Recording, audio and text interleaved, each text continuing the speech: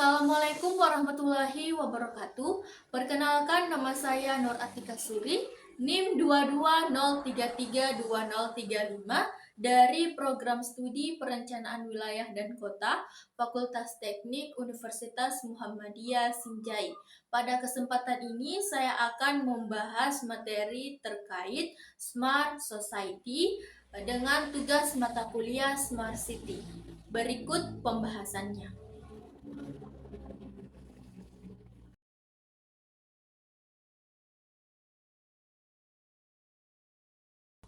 Smart Society atau masyarakat cerdas adalah sebuah konsep pembangunan yang bertujuan untuk meningkatkan kualitas hidup masyarakat melalui pemanfaatan teknologi dan informasi secara efektif dan bertanggung jawab.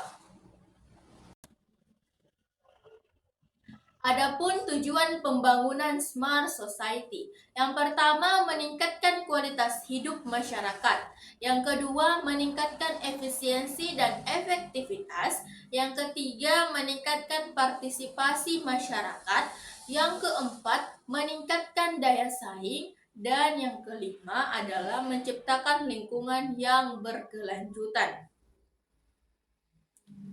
Selanjutnya, ciri-ciri Smart Society.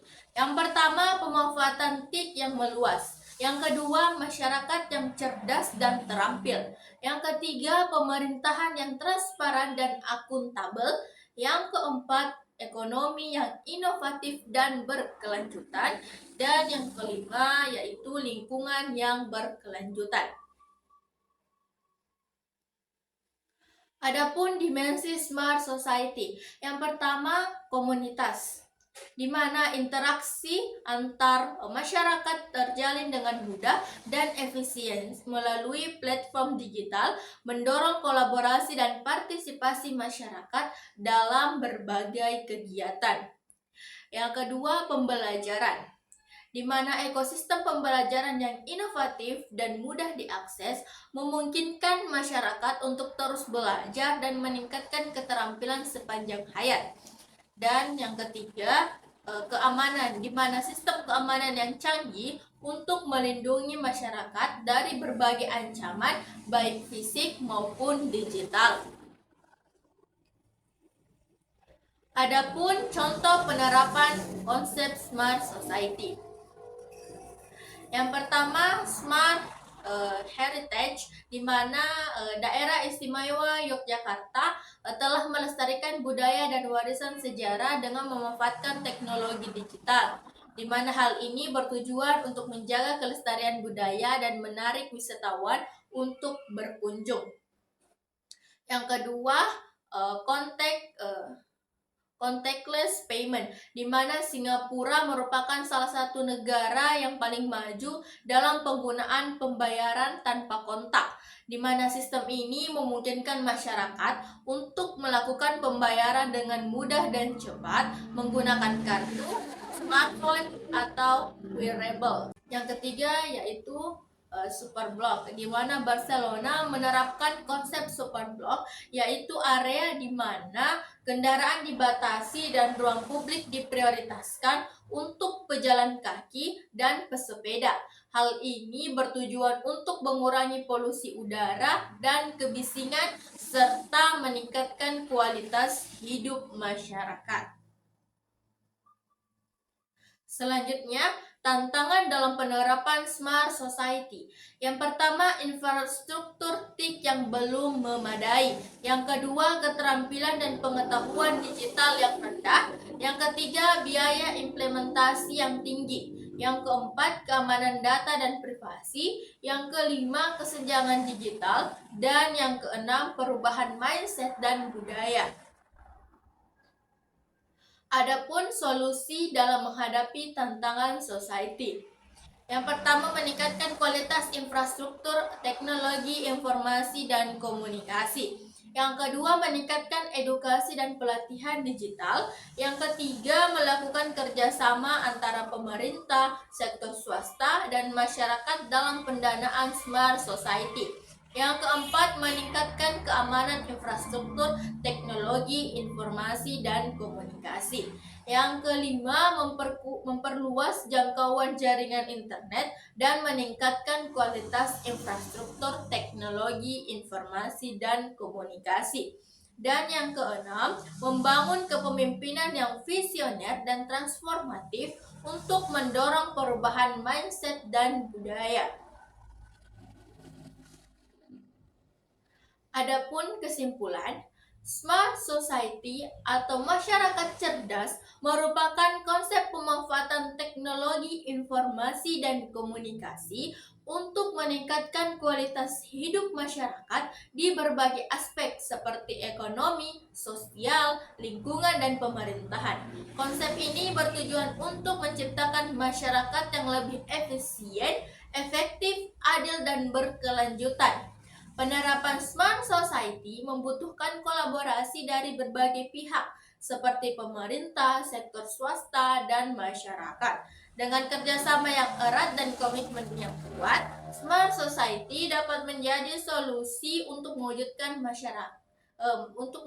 masa depan yang lebih baik bagi semuanya.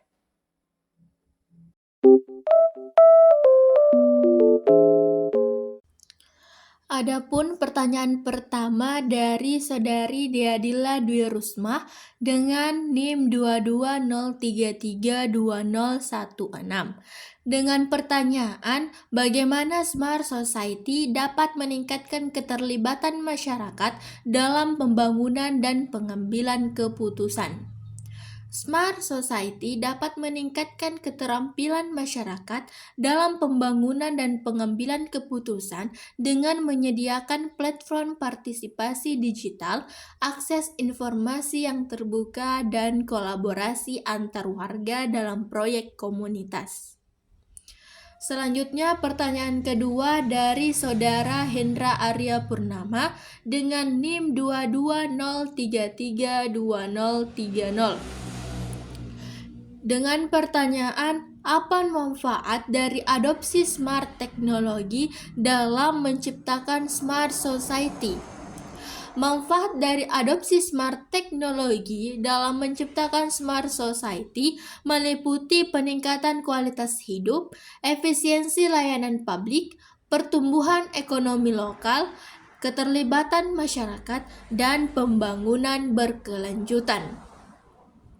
Selanjutnya pertanyaan ketiga dari Saudari Misbahul Jannah dengan NIM 220332007 dengan pertanyaan bagaimana Smart Society dapat memperkuat hubungan antara pemerintah dan masyarakat. Smart Society dapat memperkuat hubungan antara pemerintah dan masyarakat dengan memfasilitasi transparansi, partisipasi publik, responsif terhadap kebutuhan masyarakat, dan kolaborasi dalam pembangunan kota. Selanjutnya pertanyaan keempat dari Saudari Kurnia dengan NIM 220332018 dengan pertanyaan bagaimana Smart Society dapat mempromosikan keberagaman budaya dan inklusi sosial. Smart Society dapat mempromosikan keberagaman budaya dan inklusi sosial dengan menyediakan platform yang mendukung ekspresi budaya, pertukaran pengetahuan, kolaborasi lintas budaya, dan penghargaan terhadap keanekaragaman.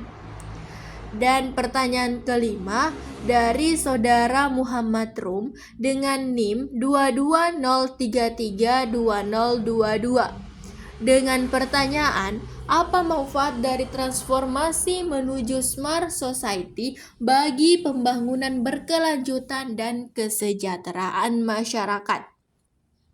Manfaat dari transportasi menuju Smart Society bagi pembangunan berkelanjutan dan kesejahteraan masyarakat meliputi peningkatan efisiensi sumber daya, pengurangan ketimpangan, pemberdayaan masyarakat, inovasi sosial, dan resiliensi terhadap perubahan.